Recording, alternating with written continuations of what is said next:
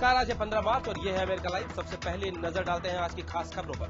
अफगानिस्तान के कंधार प्रांत में तालिबानियों ने क्यों किया हमला, बात करेंगे अफगानी जानकार से।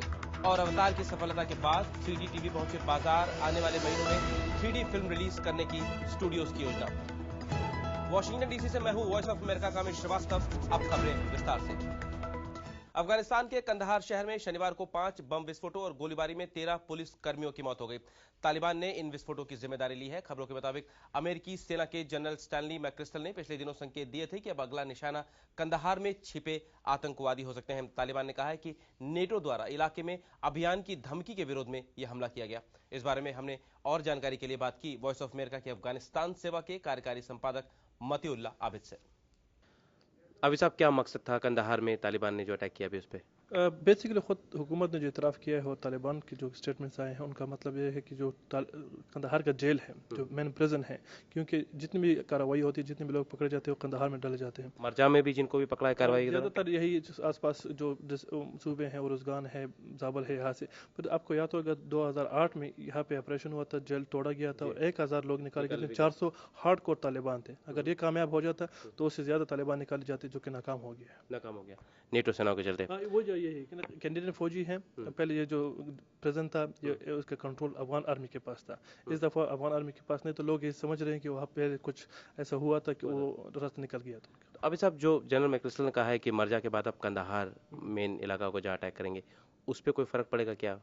हाँ, बहुत अच्छी बात आपने कही है। और लोग इसी पे ज़रा क्रिटिसिज्म कर रहे हैं कि ये लोग क्यों पहले से बता देते हैं। फ़ायदा सिविलियन को नहीं होता, ये कहते हैं कि सिविलियन निकल जाएगी तो हम ऑपरेशन कर लेंगे।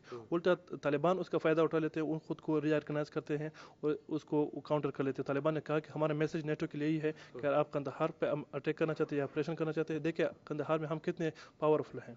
तो अभी तो तालिबान को पता चल गया, उन्होंने दिखा भी दिया कि हम कितने पावरफुल हैं। तो क्या कोई असर पड़ेगा, मतलब जो जनरल मैक्रिस्टल का प्लान है कंधार में उसी तरह कब्जा करने का जैसे मरजा में किया, क्या? यही बात गवर्नर कंधार मिस्टर वैसा ने भी कही है कि आप हमें आर्मी दे दो, हमें पुलिस दे दो, ताकि हम पहले कंधार को सिक्योर कर लें। ऑपरेशन कर लेंगे तो तालिबान ऑलरेडी यहाँ पे हैं, तो इसका मतलब ये है कि वो पोस्टपोन कर लेंगे ऑपरेशन को, फिर कंधार को सिक्योर करने वहाँ पे मतलब सिक्योरिटी फोर्स बढ़ाने की बात करेंगे, फिर ऑपरेशन की बात करेंगे। बहुत बहुत धन्यवाद साहब। फिल्म निर्देशक जेम्स कैमरून के अवतार फिल्म की बेहद सफलता के बाद 3D के लिए उत्साह बढ़ा है और लोगों में 3D की मांग बढ़ रही है। इस महीने कई टीवी बनाने वाली कंपनियों ने 3D टीवी बाजार में बेचने शुरू किए हैं। माना जाता है कि 3D को घर में देखने का अनुभव अद्भुत है और 3D टीवी का डिजाइन ऐसा बनाया गया है कि आपको लगे कि आप वहां खुद मौजूद हैं। एक रिसर्च के मुताबिक इस साल दुनिया भर में 3.3 करोड़ 3D टीवी की बिक्री होगी और 2015 तक 50 करोड़ तक बढ़ने की उम्मीद है। लेकिन इन टीवी के दाम $3000 से ऊपर हैं और केबल टीवी में 3D प्रोग्राम भी ज्यादा महंगे हैं।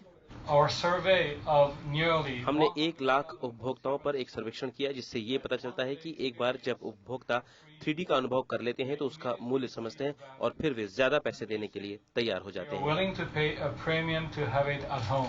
ESPN का कहना है कि जून 2010 में वो 3D टीवी नेटवर्क शुरू करेगा, जिसमें 85 खास प्रोग्राम होंगे 2010 के फुटबॉल वर्ल्ड कप से शुरू होकर। अभी तक टीवी के साथ एक 3D चश्मा आता है और चश्मों के लिए $150 तक खर्च करने पड़ेंगे। Shunali Sen, voice of America. America live आप हमारी वेबसाइट www.voasamachaar.com पर भी देख सकते हैं। अमेरिका लाइव के बारे में अपनी राय हमें americalive@voanews.com पर भेजना ना भूलें। अमेरिका की बड़ी खबरों के साथ कल फिर मिलेंगे। नमस्कार।